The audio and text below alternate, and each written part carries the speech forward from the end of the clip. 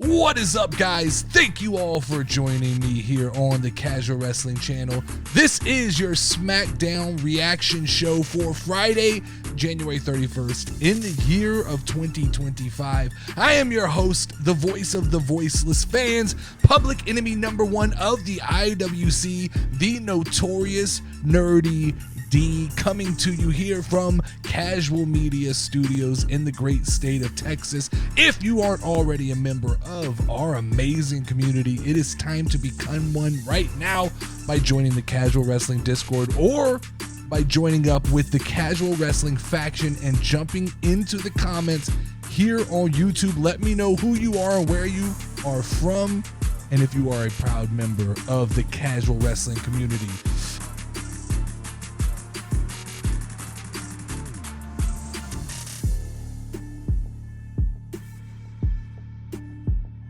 Not a long show tonight. Got to head to Dallas, or early morning drive to get up there by the time the Royal Rumble starts. It's a weird start time. It's an earlier start time.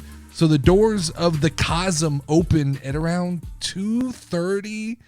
So I plan I get there about 3:30. Get in there, get comfortable, get my seat, get my food, get it all together, and get ready to watch the Royal Rumble. Maybe the greatest Royal Rumble of all time on a 14K screen. It don't get much better than that.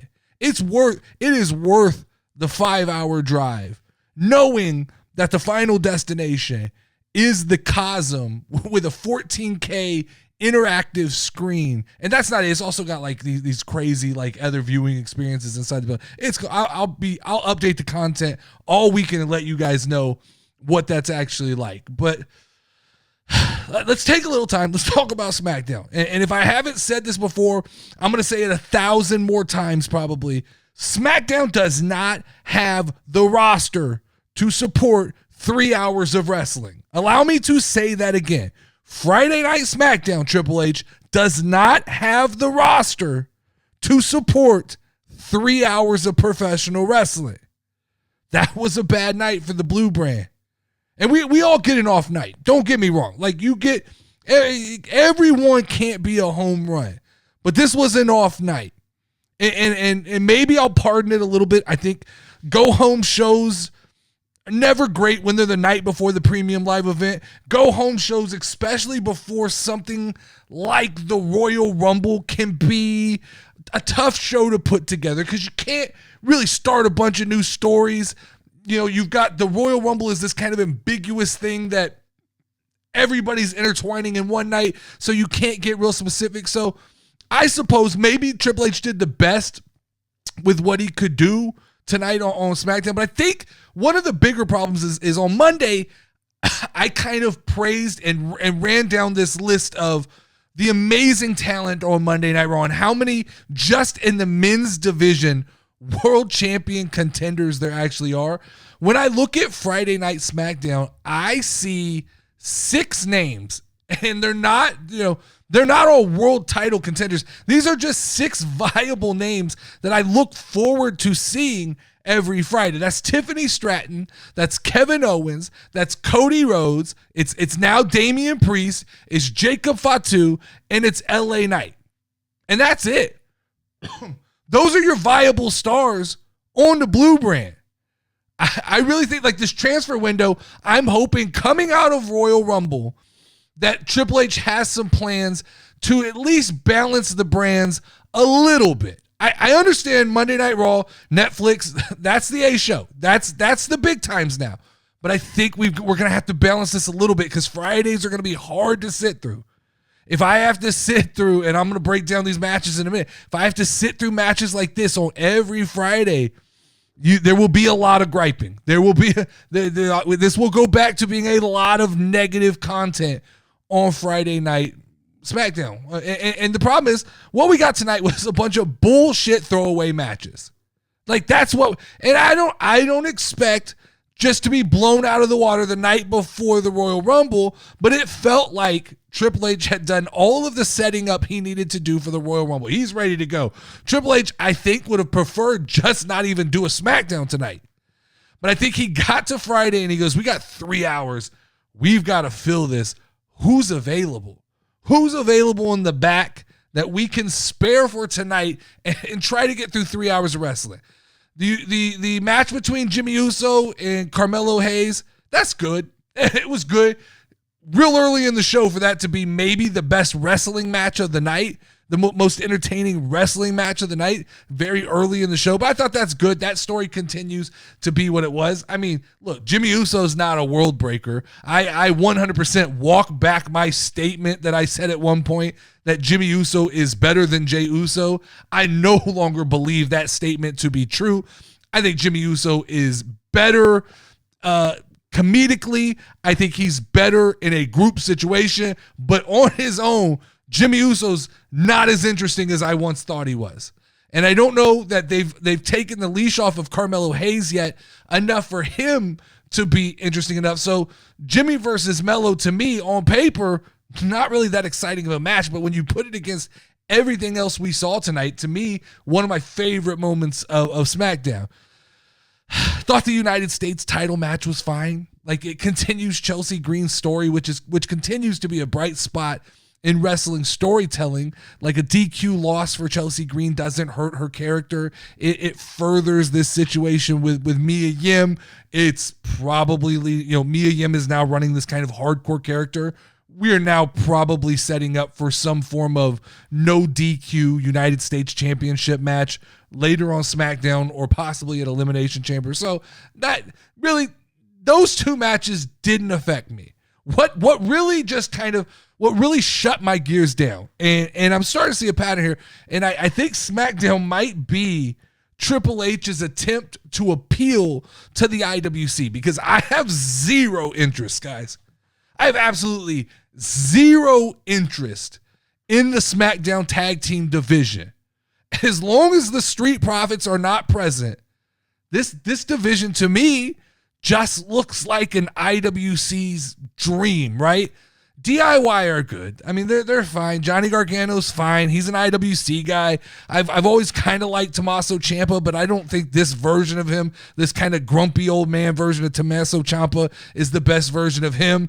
The Motor City Machine Guns just are not my flavor of wrestling.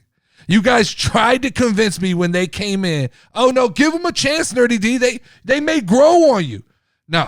They're not my flavor of wrestling. They are vanilla. They are boring, generic, creator wrestler white guys. That's what they are. They do nothing special for me. Absolutely nothing. Los Lotharios, once again, I see potential, but they've done nothing to prove that the last 3 years of jobbing on WWE programming has changed. And so they're going to have to prove to me they can kick someone's ass and not get their ass kicked. And then you have Pretty Deadly, who had all of the momentum in the world last year, were possibly one of my favorite tag teams, and now they've been put in the position to be sidekicks to DIY, which just is not the best look for those guys. Now, if we're building towards something, if we're planting the seeds, I get it, but like right now, the landscape, the farm, the garden, whatever we call this, I don't like it. It's not for me. It does not appeal to me. And to go one step farther, I have zero interest in the 2 out of 3 falls match that we're getting tomorrow night. I have zero interest. It's just, it is a odd sore thumb on a card full of matches that I'm so excited for. So excited for the Women's Royal Rumble. So excited for the Men's Royal Rumble. So excited for the ladder match between KO and Cody Rhodes. And then there's this. And I have no interest in this. And I don't really know, besides bringing the Street Profits back, what will spark an interest for me in the SmackDown tag team division. I thought that Naomi and Liv, at this point, it's so hard when you come out of a match like the Motor City Machine Gun and DIY, 8-man tag team match. When you come out of that match, it's if you're an IWC or like a hardcore wrestling person, sure, you were excited, but it sucked all of the air out of my wrestling watching experience. So it didn't really matter what came on after that. I was at that point locked in on like scrolling my phone. So I had to kind of re-engage to watch Naomi and Liv. My take on that match is it feels like Naomi's going backwards to me. There's times where I think Naomi can be a credible superstar in the ring, and then there's times where I watch her and I go, eesh. That's, when I'm looking at Liv Morgan and going, Liv's carrying this match for me. I don't think that's a good look. This match is literally just stalling for one of two things. This match was in holding so that we can either get to Raquel and Liv taking over the tag team titles and doing their version of a tag team title run, or we're building towards finding out who took out Jade Cargill, which is still, it's still interesting to me that we are now one night before Royal Rumble. We have no new information, which leads me to believe is she a possibility for the Royal Rumble? Or are we just not seeing any Jade Cargill for the foreseeable future? But what I hope doesn't happen, and there's a small part of me that just has it's almost wrestling PTSD, because this doesn't feel like a Triple H move. But if Triple H was to try to do something where he works this Liv and Raquel thing into the story, and he all of a sudden goes, well, it was Liv and Raquel who took out Jade Cargill, I'm going to lose my shit, because Liv was dealing with Rhea Ripley and had all of those problems over there on Monday Night Raw. Don't bring her over to SmackDown and all of a sudden go, she's behind the scenes working. Let's not do that. I still like my idea of Lash Legend and Jakara Jackson being behind that attack. Doesn't look like that's going to be a thing. At least give me either Naomi or Bianca, and let's roll that story forward. But until some of these things start hitting, SmackDown just drags along. Like Andrade and The Miz, that's a match. It's a match that happened, but to me at that point, I was checked out. By the time we got to Miz and Andrade, I was looking at my watch how we still got an hour. We still got an hour of wrestling left. 2 hours is the sweet spot for Friday at SmackDown, where you can take some of these things out. These long-winded matches they don't do it for me. And then you cut to a segment of Tiffany Stratton, who is keeping her head above water the best she can, because imagine winning the title right before Royal Rumble and not being able to parlay that into a story. So now you're this kind of champion on an island where you really can't get anything going. So you just have to keep coming out and addressing the crowd and going, I'm credible, I'm worthy. Imagine while doing that, while keeping your head above water as a new champion, as someone not very long into the wrestling game, imagine having now to deal with Nia Jax coming out and squashing the champion. I don't understand that move. Are we transitioning out of Royal Rumble into Tiffany Stratton versus Nia Jax again? Because I thought, I don't know. I think there's better things we could be doing. I feel we could sacrifice a little bit of the Royal Rumble in order to make sure that Tiffany Stratton has something to do, because that's not the look that I want to see with Tiffany Stratton, especially because you chose not to turn her babyface the night after she won the championship, which I think you could have done. I still think you could have turned Tiffany Stratton babyface and gotten away with it. But instead of doing that, you kept her heel, and it's not a good look for a heel champion to get squashed by the previous heel champ. I don't love that look. But the main event was fine. Jacob is an absolute beast. Damian is a guy who he stands out. Damian is a guy, he's a professional wrestler. He has a look. He holds his own against everybody. He's proven himself to me. He's a world champion, credible threat. I still like Tama Tonga. I know a lot of people like to laugh. I like Tama Tonga. I think his energy is fun. I think he's a great sidekick. So I like Tama Tonga. I like him on this roster. Let's feature Tama Tonga a little more, and let's get him into a place. Let's build up some of this homegrown talent on SmackDown so it doesn't have to be boring. But all this weird booking of I don't know what you benefited from by having LA Knight and Damian Priest beat Jacob Fatu and Tama Tonga. That I don't know what's the benefit. A good match. Perfect match on paper for the night before the Royal Rumble. Absolutely makes sense. I get these guys are all big stars in their own right, that they give the crowd the good feeling going home. But what's the benefit in this? I think a DQ finish would have been fine. I think Jacob winning the match is still, I don't think Jacob should be taking losses. I just don't believe he should. I believe Jacob should be invincible and untouchable. When that man grabs a microphone, people pay attention. I just want them to treat this Jacob Fatu situation with kid gloves, because I really do believe that down the road there's a Roman Reigns Jacob Fatu match that could be as big or bigger than a lot of this other bloodline stuff we've seen for the last 4 or 5 years. But literally the best part of Friday Night Smackdown tonight was the first 10 minutes of the show when we got teased Kevin Owens and CM Punk in the same ring. I never thought that was going to happen. We know Kevin Owens' relationship with the Young Bucks and those guys. We know that CM Punk has, he had put the best taste in everybody's mouth in WWE. So I thought for sure, we've seen CM Punk get in the ring with certain guys, but I just thought they're just never going to force these two guys to cross paths. That's how they'll handle this. Here we go. We put them both in the ring tonight. Oh my God. You talk about a nerdy D dream match. I don't have much of them. There's not many matches I look at and go like, I'd really like, this is it. Kevin Owens and CM Punk, the build up to that match. I mean, here, I apologize, Cody Rhodes, but the reality is this is the best match that they could make for WrestleMania if they're trying to credibly build the road to WrestleMania with just a lights out every night Friday Night Smackdown. It ends with these two guys. This is the path you want. It's never going to happen. This is not happening. It's a fun tease. Maybe we get it somewhere down the road, which is fine. But this, to me, dangling this in front of me, all you did was you took CM Punk and you put him in the Cody Rhodes situation, and I kind of went, okay, I'm excited about that. But then you tangled Kevin Owens and CM Punk in front of you, go, all right, fuck all that Cody Rhodes stuff. This is what I really want. Go back and think about a couple years ago when Kevin Owens did the build towards WrestleMania in Dallas with Stone Cold, and he literally built the match by himself. Stone Cold didn't show up. Kevin Owens just came out and sold the match week after week by himself, and it was one of the best things we had seen in a run up to WrestleMania in the last 10 years. Now, take that same energy and insert maybe the guy who is equal or better than him on a microphone.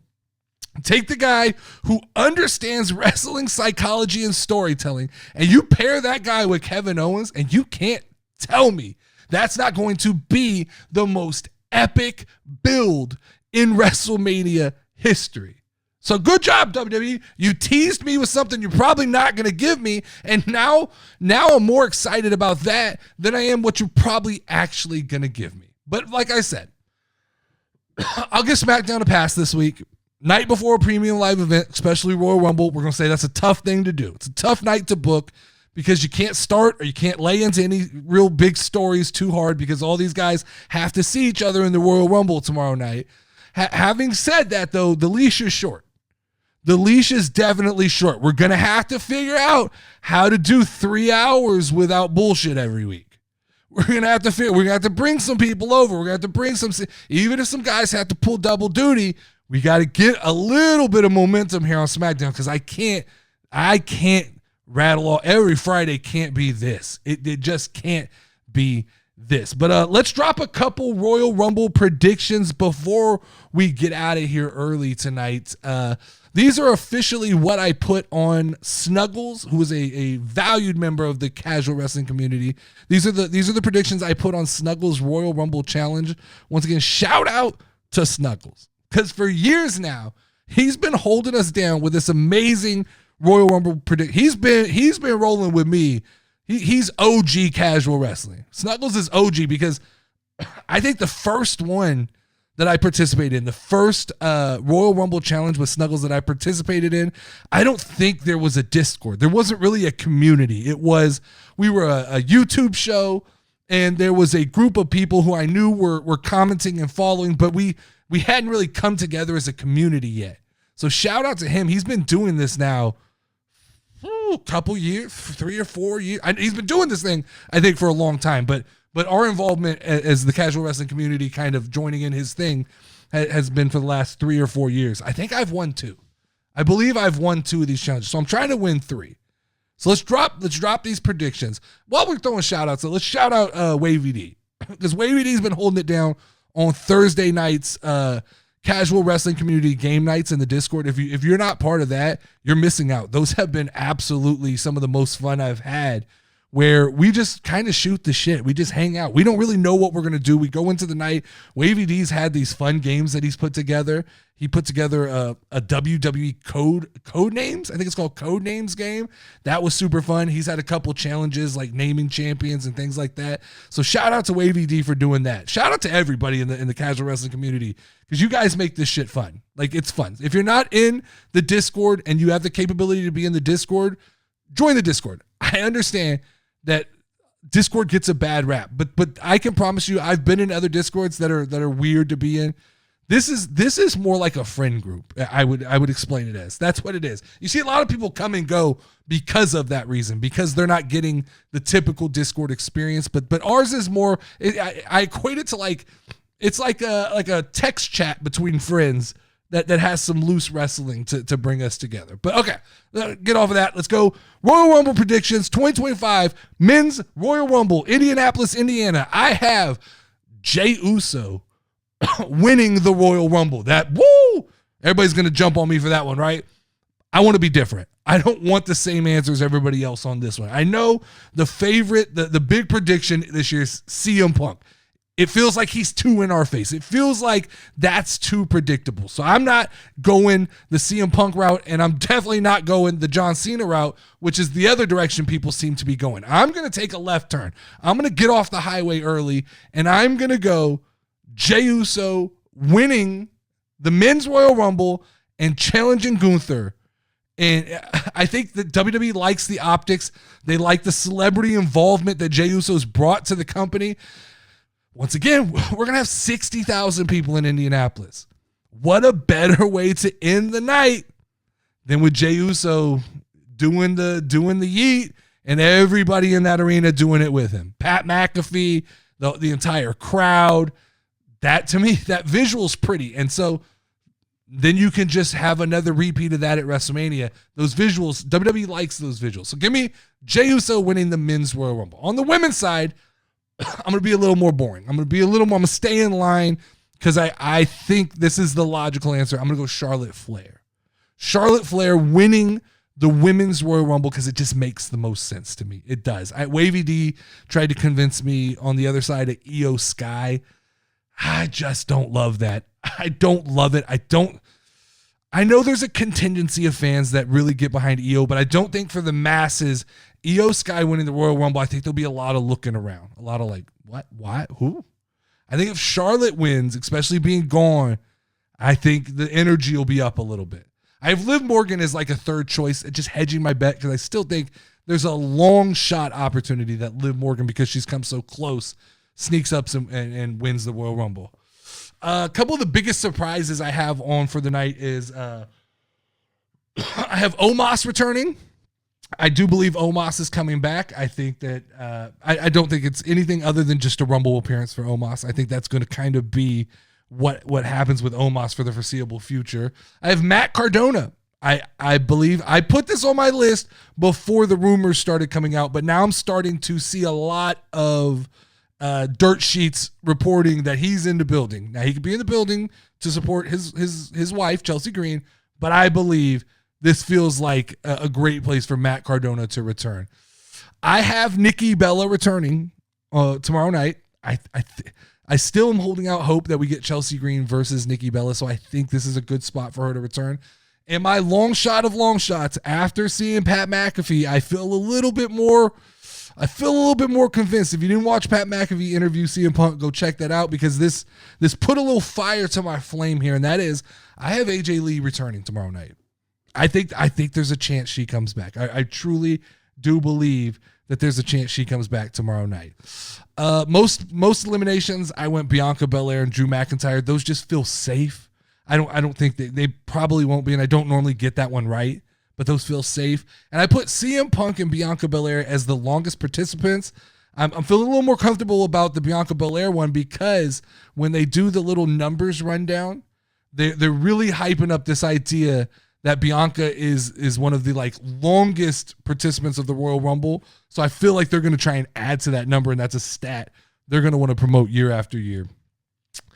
Outside of that, the Motor City Machine Guns versus DIY, I literally do not care about. The faster that match is over, the happier I will be. I don't care who wins. Just somebody pin somebody twice so that we can get out of this story. I'll take DIY retaining because I think DIY winning puts to bed that we need to do this anymore. Like, we can move on, hopefully get the Street Profits back, or move on to DIY and Pretty Deadly. Whatever we're doing, we can move forward to that. And last but not least, give me Cody Rhodes. I don't want to say it. Give me Cody Rhodes over Kevin Owens, even though I hate it. I absolutely hate it. Kevin Owens should be a world champion, right? Scratch that. I'm not going to do this. I'm not going to present. Scratch that. Fuck it. Let's lay into this. Give me Kevin Owens shocking the world and becoming the new WWE champion at the Royal Rumble. I know that's not going to happen, but I want to be the one who says it. I want to be the one that points the finger back when it does happen, when he shocks the world and he beats the American Nightmare and he becomes the WWE champion. I want to be the one who said, I told you so. So give it to me. Kevin Owens, best in the world champion. I'm calling prediction. But another shout out to the greatest community in pro wrestling, the CWC. Thank you guys for hanging out and listening again tonight. Royal Rumble reactions when I get home Sunday night. Raw reactions after Monday Night Raw.